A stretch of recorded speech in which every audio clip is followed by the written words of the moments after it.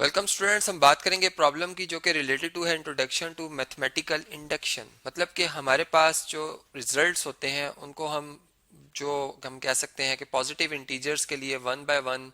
जो हम specific conditions के लिए ट्रू शो करते हैं, ठीक है। फिर हम इसे फॉर के पॉजिटिव इंटीजर्स के लिए शो करते हैं कि ये ट्रू है, और फिर हम ये कह देते हैं कि ये जो रिजल्ट है ये इन जनरल ट्रू है, ठीक है। मतलब स्पेसिफिक से जनरल की तरफ जो अप्रोच है ये मैथमेटिकल इंडक्शन में आती है। अब ये क्वेश्चन हमारा, इसमें लिखा हुआ है प्रूव डैट एक एक्सप्रेशन है 3 raised to the power 3n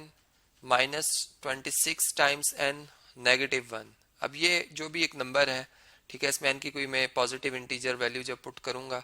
तो जो भी आंसर आएगा, ठीक है, वो इस स्टेटमेंट के मुताबिक जो है is divisible by 676 where n is any positive integer, ठीक है। पॉजिटिव ये शर्त है कि पॉजिटिव इंटीजर होना चाहिए। जैसे चले अब हम इसे मैथमेटिक इंडक्शन से कैसे प्रूव कर सकते हैं, इसके स्टेप्स मैंने आपको ऑलरेडी बताए हुए हैं, ठीक है। जब हम इसका प्रूफ स्टार्ट करेंगे मैथमेटिकल इंडक्शन से, तो इसमें हम जो है वो सबसे पहले जो केस वन की बात करते हैं, इसमें हम क्या करेंगे जी, n जो हमारा पॉजिटिव इंटीजर है इसमें हम n को पुट कर लेंगे 1 के इक्वल, ठीक है, जो कि पहला पॉजिटिव इंटीजर है, ठीक है जी। अब इसमें जब हम n पुट करेंगे तो जो गिवन एक्सप्रेशन है वो क्या बन जाएगा, उसकी शेप देख लेते हैं जी। द गिवन एक्सप्रेशन इज, अब गिवन एक्सप्रेशन जो है इसमें जैसे लिखा हुआ 3, ठीक है, raise to the power 3n था तो 3 इंटू 1 आ जाएगा, ठीक है। ये गिवन एक्सप्रेशन जो भी है इसे मैं p ऑफ n कह देता हूँ, ठीक है, p ऑफ n कह देते हैं इसे हम। -26 टाइम्स n, n कितना है जी 1 है, और -1। अब देखें हमारा आंसर ऐसा नंबर आना चाहिए जिसको कि अगर मतलब उस नंबर को जो आंसर आएगा उसको अगर 676 से डिवाइड करें तो आंसर हमारा एक कोई मतलब एग्जिस्ट करना चाहिए इंटीजर्स में से। अब देखें 3 की पावर जो है वो 327 होती है, ठीक है जी। ये 3 इंटू 1 3 होता है, 3 की पावर 327 होती है, माइनस 26 और -1। तब 27 में से 26 माइनस करें 1 रहता है, 1 में से 1 सब्ट्रैक्ट कर लें 0 आंसर आएगा। अब 0 एक ऐसा नंबर है कि अगर आप मैं 0 को डिवाइड करता हूँ 676 से तो मेरा आंसर 0 आ जाता है, ठीक है। मतलब ये डिविजिबल है भाई किसके जी, 676 के। इसका मतलब कि केस वन जो है वो सेटिस्फाई हो रहा है, ठीक है। तो हम यहाँ पर एक स्टेटमेंट लिख देंगे कि सिंस जो भी मैंने बात की कि 0 इज डिविजिबल बाय 676, ठीक है। देयरफॉर द गिवन एक्सप्रेशन जो के ऊपर लिखा ही हुआ है, ये गिवन स्टेटमेंट हम कह सकते हैं, जो पूरी की पूरी ओवरऑल थ्योरम की स्टेटमेंट है जो कि हम मैथमेटिकल इंडक्शन से प्रूव करें, is true for n equal to 1, ठीक है। मतलब इस इतनी हद तक तो ये ट्रू है। अब हम इसको सपोज करते हैं, मतलब हमारा हाइपोथेसिस है ये सेकंड के, ये अस्यूम कर लेते हैं कि किसी के पॉजिटिव इंटीजर के लिए ट्रू, मतलब के 100 हो सकता है, 50 हो सकता है, या 1 लाख हो सकता है, मतलब कोई एक पॉजिटिव इंटीजर सेलेक्ट कर लेते हैं हम, ठीक है।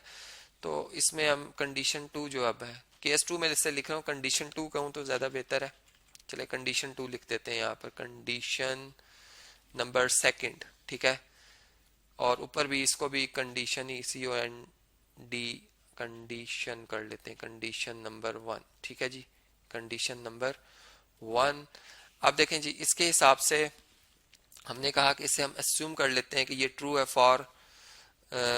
के पॉजिटिव इंटीजर्स के, ठीक है जी, ये हमारी हाइपोथेसिस है। तो फॉर n इक्वल टू के, जो गिवन स्टेटमेंट, जो गिवन एक्सप्रेशन है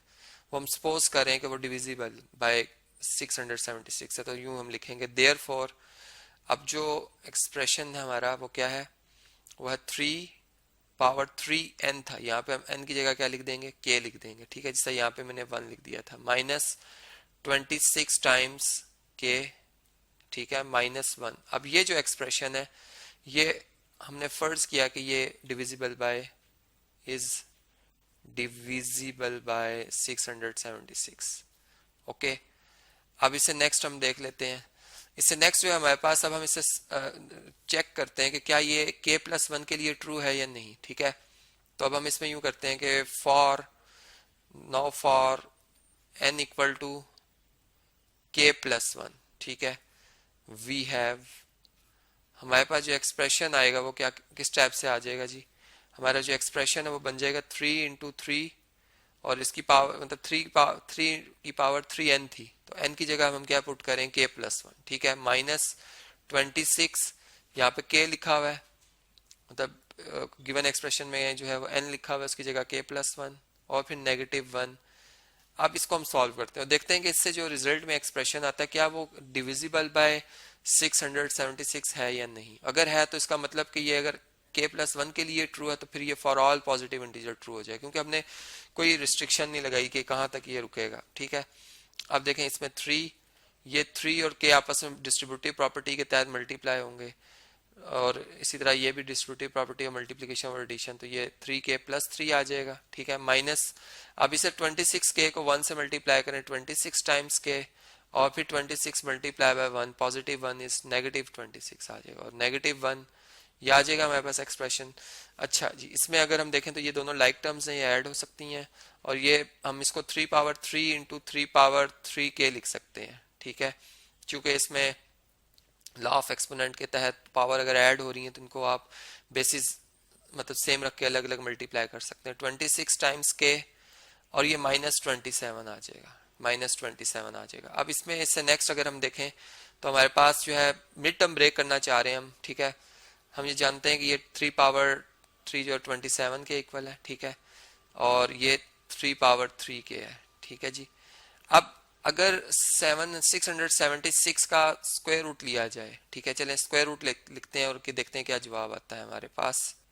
जी। ये देखते हैं जी, इसमें 676 और इसका स्क्वायर रूट 26 आता है, ठीक है। इट्स मीन कि मैं अगर यहाँ पर खुद से ये 26k लिखा हुआ है -27 तक मैं खुद से ऐसा करूं कि 26 इंटू 26k ये मैं ऐड भी कर लूं, ठीक है, और इसी को मैं क्या कर लूं, इसी को मैं सब्ट्रैक्ट भी कर लूं 26 टाइम्स 26k, ठीक है, ये सब्ट्रैक्ट भी कर लूं मैं, तो मेरे पास जो रिजल्ट आएगा, ठीक है जी, जो मेरे पास रिजल्ट आएगा वो क्या आ जाएगा। चलें इसको हम देख लेते हैं, बल्कि ऐसा करते हैं, चलें मैं इसको ये हमने ऐड मतलब खुद से हम ऐड भी कर रहे हैं, खुद ही से इसको सब्ट्रैक्ट भी कर रहे हैं, ठीक है। चलें देखें हमारे पास ये 26 टाइम्स के मतलब 1 टाइम लिखा हुआ है, और ये 26 के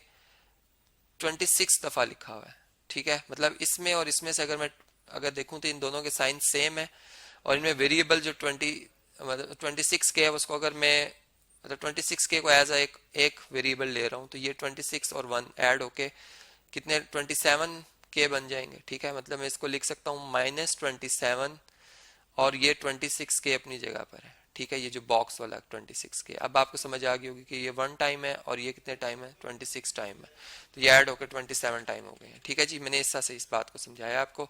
और -27 और ये वाला जो है 26 टाइम 26 के ये अपनी जगह पर ही है, और ये हम जानते हैं कि ये किसका स्क्वायर रूट है, ये 676 ही लिखा हुआ है बेसिकली, और ये बाकी 676 जो है वो डिविजिबल होता है 676 से ही। अब आप देखें अगर इन तीनों टर्म में से इसमें से भी इसमें से भी इसमें से भी अगर 27 कॉमन लिख लिया जाए तो हमारे पास क्या आएगा रिजल्ट, 3 पावर 3 के, ठीक है, -26 के और -1, ठीक है, और प्लस ये है 676 टाइम्स के, ठीक है। अब देखें ये वाला जो एक्सप्रेशन है अगर मैं इस पूरे एक्सप्रेशन को डिवाइड करता हूं मतलब 676 से, ठीक है, तो ये अलग अलग डिवाइड होगा फिर मतलब एलसीएम के हिसाब से, अगर एलसीएम को ब्रेक कर दिया जाए तो इसको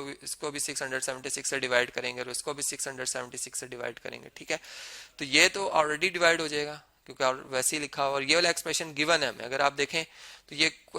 गिवन है, क्वेश्चन में गिवन है कि ये जो 3 पावर 3n -26 n -1 जो है ये डिविजिबल है 676 से, तो इसका मतलब कि ये जो एक्सप्रेशन है हमारा जो कि k+1 के लिए है ये डिविजिबल है किसके साथ जी, n = k+1 के लिए, ठीक है, तो हमने लिखा फॉर n = k+1 गिवन